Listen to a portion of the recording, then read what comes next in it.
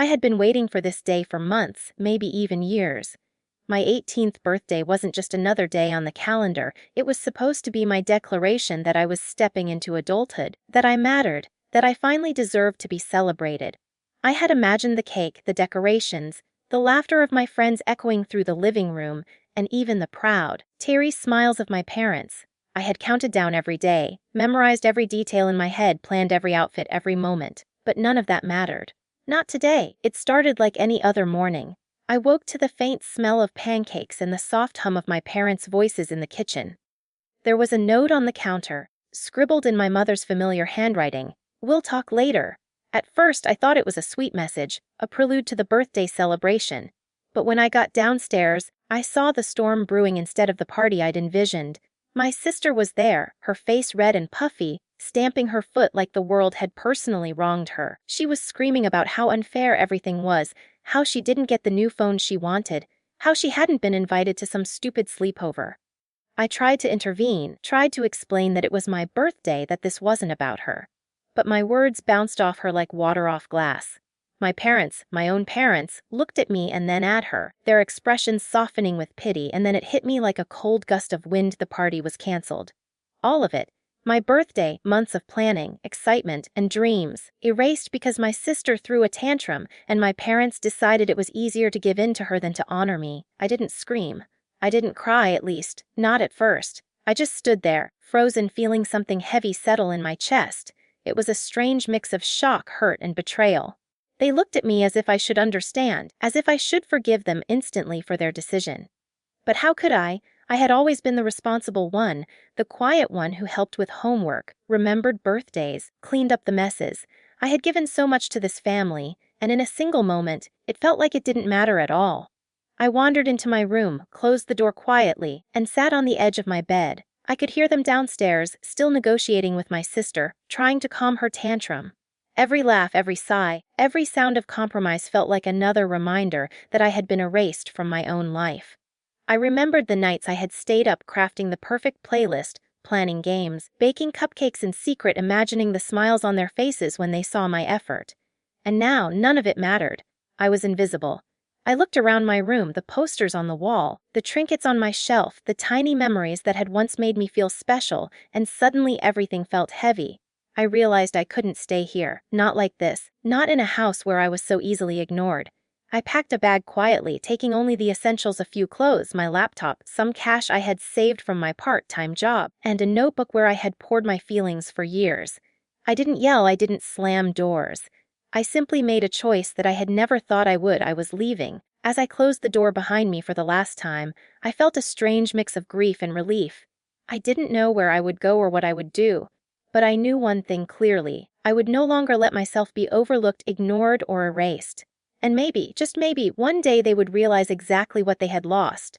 I walked for what felt like hours, carrying my small bag, my heart pounding not with fear but with a strange sense of purpose. The streets blurred past me, neon signs reflecting off puddles from the last night's rain, strangers' faces drifting by without notice. For the first time in my life, I felt invisible in a way that wasn't painful, it was freeing. I didn't have to answer to anyone, didn't have to explain myself, didn't have to be the daughter who balanced the family's peace or soothed my sister's tantrums. I was just me. I found a small apartment that afternoon, tucked above a quiet cafe on a side street. The landlord was an older man with a kind smile who didn't ask many questions, only raised an eyebrow when I explained that I needed the place immediately. "Fresh start," I muttered, and he nodded, accepting it as enough explanation. The apartment was tiny, barely enough space for my bed, a desk, and the few things I had brought, but it was mine. The locks were sturdy, the windows looked out over the city, and for the first time, I felt like I belonged somewhere. The first few days were a mix of adrenaline and exhaustion. I cooked for myself, cleaned for myself, and slept without someone else's noise or demands intruding. The silence was deafening at first, but slowly it became comforting.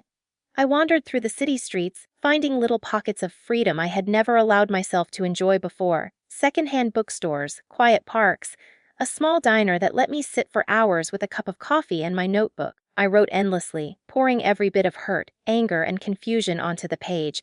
It was the first time I'd ever allowed myself to really feel my own emotions, without silencing them for anyone else. I also got a job at the cafe below my apartment.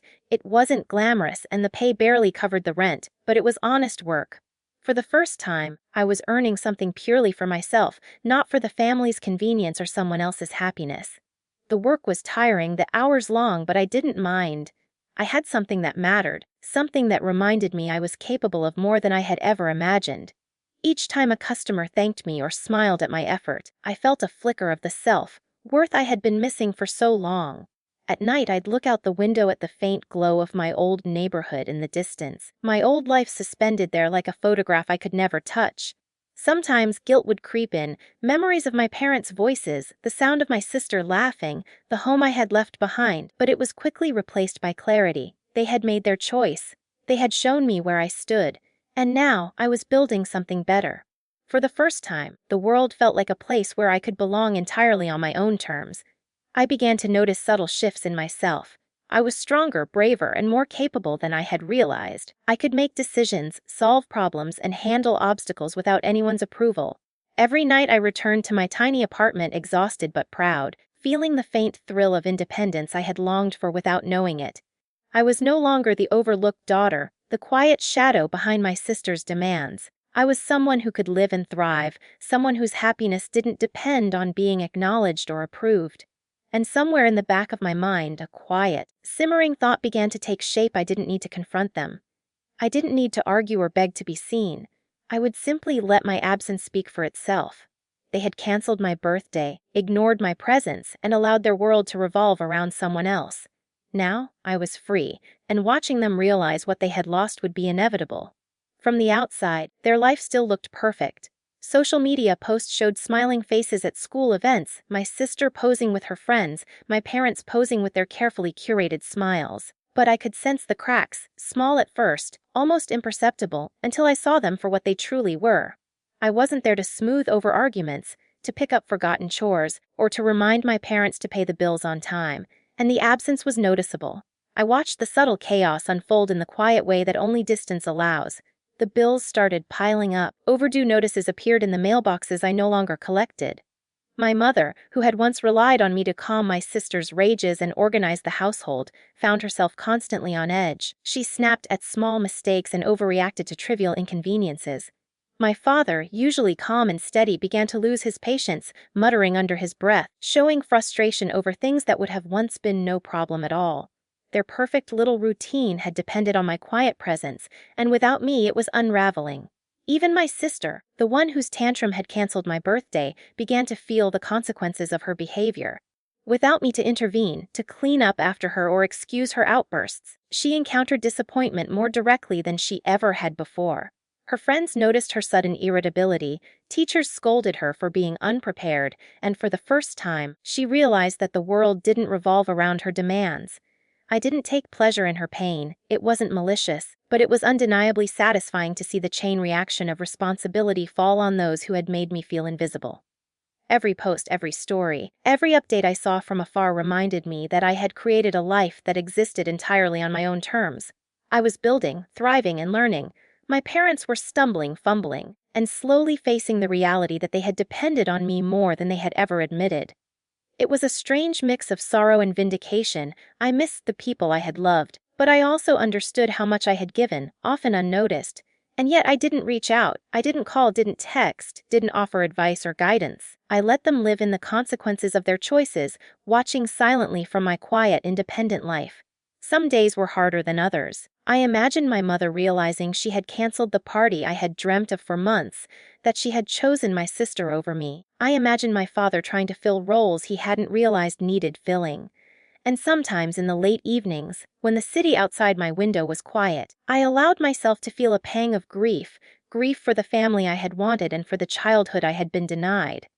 But the grief was tempered by something stronger, a sense of self. I had survived the betrayal, had left the house quietly but decisively, and now I was seeing the world in a way I never had before. Life wasn't perfect, mine or theirs, but I was free from the emotional weight of being the unacknowledged backbone of a family that didn't fully appreciate me. Every time I watched another post, another frustrated message, another tiny disaster unfold in the carefully curated illusion of their perfect life, I felt a quiet, simmering satisfaction. Not the kind that screams revenge, but the kind that exists in the peace of knowing you were not powerless. They had made a choice to overlook me, and now they were learning, painfully and subtly, that their world had always been supported by my presence. For the first time in my life, I realized that revenge didn't need to be loud or destructive. Sometimes, it could be as simple and as quiet as living well, as thriving independently, and letting the absence of someone they had taken for granted speak louder than any words ever could. Time passed, and the distance between us grew, not just in miles but in presence, in relevance, in the space I had carved for myself. I no longer checked their social media obsessively, but every now and then, I couldn't resist glimpses of what I had left behind. Their carefully staged, perfect life continued to wobble under the weight of absence. Bills were late, arguments were sharper, and the cracks in their relationships were becoming impossible to ignore. My parents were still together, still polite when they had to be, but the warmth, the ease, the quiet understanding that had once existed, much of it had vanished. I realized then that my leaving had done more than free me. It had shifted the foundation of their world in ways they could not undo. I didn't feel triumphant. Not exactly. There was no cruel joy in watching their struggles, only the quiet satisfaction of knowing that my life mattered, even if they had forgotten it. I had built something fragile but real, a life that was mine alone. My apartment, my routines, my friends, none of it depended on anyone else. And every time I came home to my own small space, to the hum of the city outside my window, I felt the kind of peace I had never known when I lived under the weight of their expectations. And yet, there were moments I allowed myself to imagine them noticing. My mother fuming over a canceled appointment, wishing I had been there to remind her. My father struggling to fix something broken, muttering my name in frustration. My sister finally realizing that tantrums didn't bend the world to her will. These thoughts weren't cruel. They were reminders, small whispers, that absence has power, that sometimes the quietest form of vengeance is simply existing fully, thriving while others falter without you. One evening I received a text from my mother. "Moo, miss you. Can you come home for dinner?" I stared at it longer than I should have. My first instinct was to reply with anger, to tell her all the things I had wanted to scream for years, that they had betrayed me, that my birthday had been stolen, that I had left to save myself from being invisible. But I didn't. I deleted the text instead, feeling a calm certainty wash over me. This wasn't about confrontation anymore. It was about autonomy, about the quiet understanding that I no longer needed their approval or presence to validate my existence.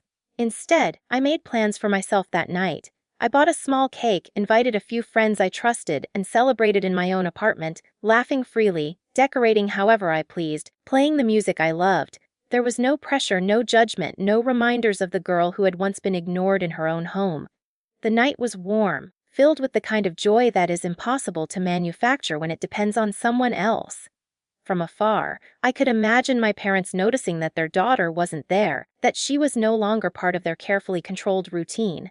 I didn't gloat, didn't revel in their discomfort, but I did feel the subtle, undeniable sweetness of knowing that they had lost something essential.